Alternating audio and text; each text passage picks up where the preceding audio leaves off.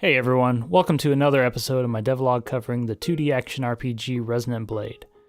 Last time we looked at the Ionia City maps that I had been working on, and since then I've added a lot more details into the maps, finished more of the player animations, and started on some NPC idle animations.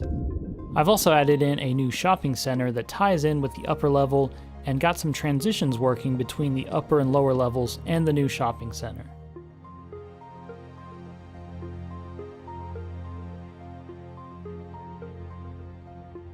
I went back to the upper level and added in collision pretty much everywhere now. So now there's collision on buildings, edges, fences, walls, and props. There were a few collision boxes that I could somehow bug through while dashing, but I fixed that with a simple script that basically cancels out the player dash as soon as they run into the wall. The background layers in the upper level now have a parallax effect on them so that they move at different rates in relation to the camera and the player. This really helps give the scene more depth and immersion. I also added in a day-night cycle where specific lights turn on or off depending if it's day or night.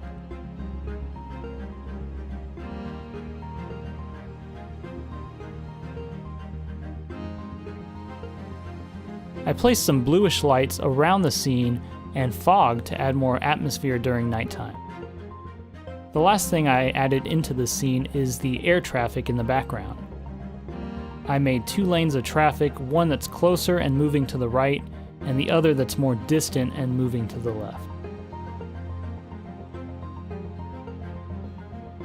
I finished up the attack combo animations for each direction.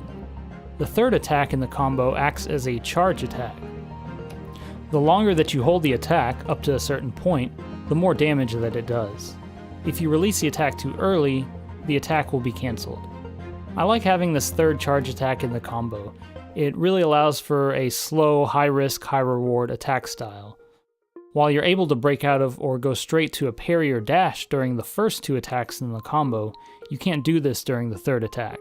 Once you start this attack, you're committed to follow through, whether you end up with a successful hit or end up being a sitting duck for enemy blaster fire. I also finished up the dash animation for the player. The first iteration of this dash was a little too crazy, but after toning it down and sticking with a stylish shadow pose, I think I ended up with a pretty decent dash animation.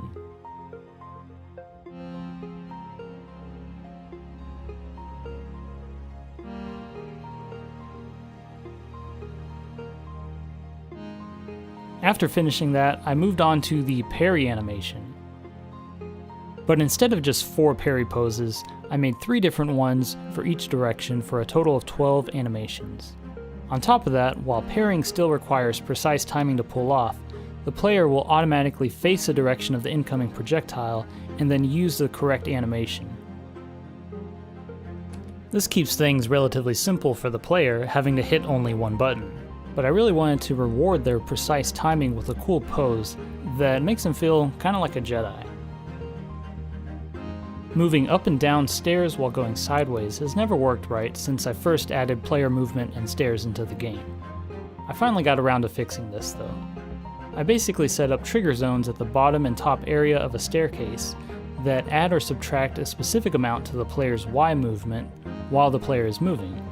It also takes into account the player direction and the direction of the staircase so that they'll be moving in the right direction. I revamped the mini drone enemies so that their pixel resolution is the same as the rest of the game. While redoing their animations, I went ahead and made a death animation for them as well. I think it's not too bad overall, but I do need to shorten how far the drone falls. It kinda looks like it's flying at one height and then falls farther when it dies. This should be an easy fix though. I added in an elevator transition sequence that changes the scenes between the upper and lower levels. The player has to hit the button and then walk up to the doorway for the sequence to begin. After that, they automatically move into the elevator and turn around as the door closes and a black backdrop fades in while loading the next scene. I added in the first interior room, a shopping center which is accessible from the upper level. For the transition into this room, I ended up using the elevator transition sequence that I slightly shortened and modified. I made sure to include windows along the back wall where the player can see the flying vehicles and distant buildings. It's mostly finished in here, just need to add in a few more details and some NPCs. I gave the new NPCs in the shopping center randomized idle animations. I split their sprites into a top and bottom layer, each with multiple animation states. These animation states occur randomly and independently for each layer, allowing for a good amount of variety. Alright, and that's it for this episode. For next time, I would like to add the Citadel interior and Protolabs interior maps. If you liked the video and you want to see more, feel free to leave a like and subscribe. And if you want to see more frequent updates, just follow me on Twitter.